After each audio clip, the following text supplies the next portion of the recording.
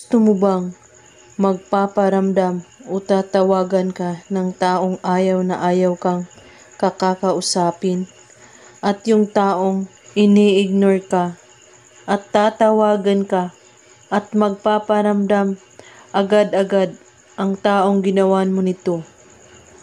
Ang kailangan natin sa ritual na ito, isang baso lamang. Kailangan magfo-focus po kayo sa paggawa nito at buo ang inyong paniniwala, walang ibang iniisip at pagdududa.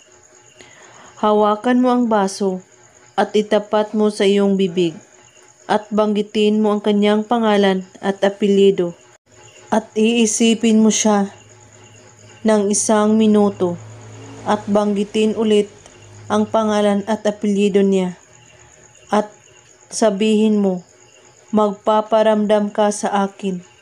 Kailangan kita ngayon na mismo. 7 times mo ito ulit-ulitin sa pagbanggit.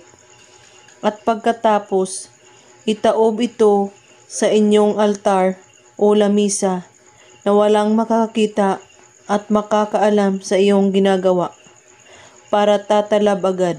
At kunin mo ang baso kapag gumana na ito unti-unti. At pwede itong gawin kahit anong oras at araw, basta't wala po kayong pagdadalawang isip sa paggawa sa ritual na ito. At kung may katanungan po kayo ay magko-comment lang po sa baba. Maraming salamat sa panonood. May God bless us all.